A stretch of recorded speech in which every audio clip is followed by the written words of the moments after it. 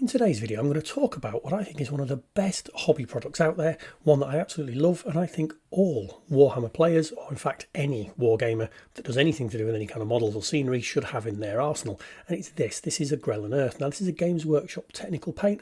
I say paint, it's more like a paste. It's not really a paint thing. It's a paste that dries to a cracked effect. And if you watch my videos, you'll know that I use it a lot. I don't usually use it on bases, but that's what we're going to start with here today. Now, I've taken this base, I've divided it into 4 little quadrants: thin layer, thick layer, PVA glue and varnish.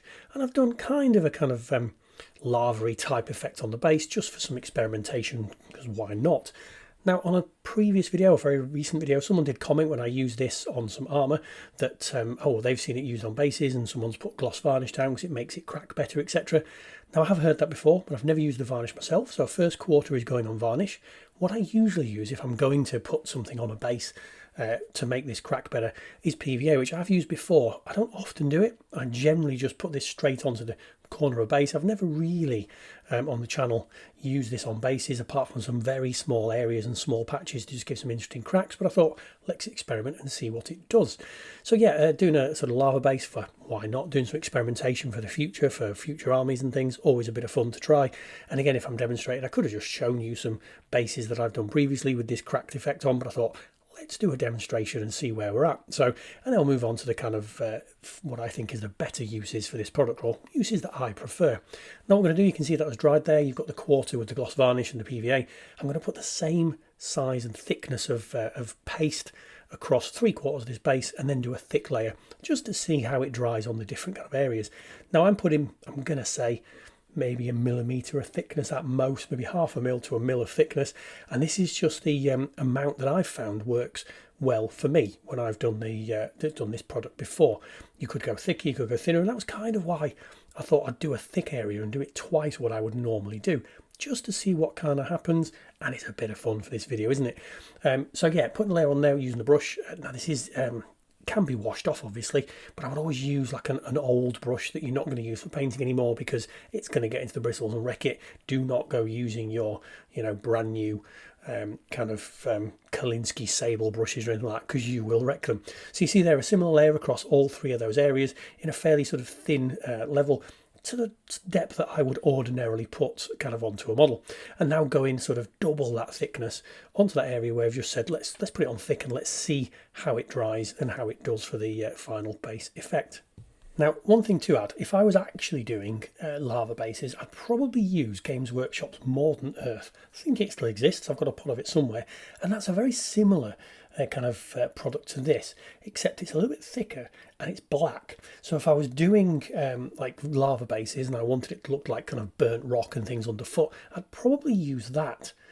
However, this is the one I use on all the models on bases previously, because I find paint goes back over the top of it much better. The flakes in this tend to be a bit smaller than the Modern Earth flakes, and you can paint over the top a little bit easier, just what I've found in the past.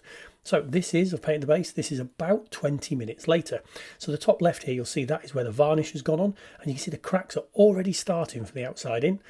Similar with the other 2 areas, but probably starting faster on the area with the varnish. Now though, you might say I put that layer down first, it was literally a minute before, so I don't suppose it make a great deal of difference, but the cracks are beginning faster, I think, to what would happen normally. So that's probably the first element. Now to me, I think it's because obviously you've changed the surface tension where you've put that varnish on there. It's going to be grippier, if that's even the word, where there's actual paint down with no varnish layer or PVA layer, so it's going to potentially grip on more. And as the theory is, the PVA or the varnish will allow it to the cracks to be bigger because there's not as much surface tension underneath. So we're now about 45 minutes down. You can see most of the areas are now starting to dry properly. The thick area is only really just beginning as the temperature gets in. This is a normal kind of normal temperature, whatever a normal temperature is, but a normal temperature house, about 19 degrees ish. So obviously it would vary depending how warm or cold your house is kind of kept. This is now then fully dried quite a few hours later. Now, there's not a great deal of difference, but what I would say, the PVA and varnish areas have definitely got larger cracks, and areas where there are small cracks, they've probably got more greater density, if I'm trying to make sense. it's not a vast deal of difference, to be perfectly honest. And actually, time-wise, if you were painting these normally, I probably wouldn't bother doing PVA or varnish onto your bases if you wanted it for time, but it does make some slightly larger cracks. And what I have noticed is running my finger across the top, they don't flake off as easily when they're on PVA and varnish. So that's experiment one, just showing you what you can do with your bases. Now you could put that around, you could put it around the edge of the base, you could do it around water, you could do whatever. Loads of options that you could do and bring these alive. Now this is how I like to use this product. So if you've watched the channel, I do a lot of Death Guard. That's my main kind of army focus. So I'm going to focus on a couple of Death Guard models here and just showing you, I'm putting it on an individual figure. This is the Plague Marine Champion from the Mortarion set. The Champions Mortarion, can't remember what it's called, from that set. And then we're going to move on to the latest video I did sort of last week, which was doing this on a Mephitic Blight Hauler onto the armour panels. But I've used this across a raft of models before. The thing and the reason I think that every 40k player or Warhammer player or any modeler should have this in their arsenal is, imagine this was on some scenery. I have done it on scenery before, but honestly I couldn't be bothered to go in the garage to get it out to show you, and that's terrible. But imagine this on scenery. So you're doing a Necromunda thing, you're doing a Normandy village for bolt action, you're doing whatever it is like that, and this could go on anywhere you've got paintwork on scenery that you want to represent where it's been battle damaged and cracked and damaged and destroyed. So as much as I'm doing it on vehicles and figures, on scenery is where I think it really opens up, and you could use it in no matter what gaming system you play for. Now, what I would say I find is that on individual models, it becomes very, very subtle. I think because there's less of an area where it can crack and dry, the effect is very, very subtle. I can't even know if I can zoom in here. I think it's focusing on my thumbnail.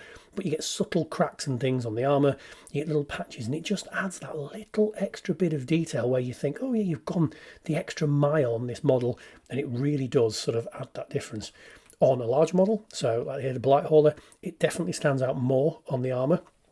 Even though some of the final effects that I do cover up a little bit, but you can see on the panels here some real nice big cracks, bits of damage, and you'll find that the flakes get bigger the bigger model you do.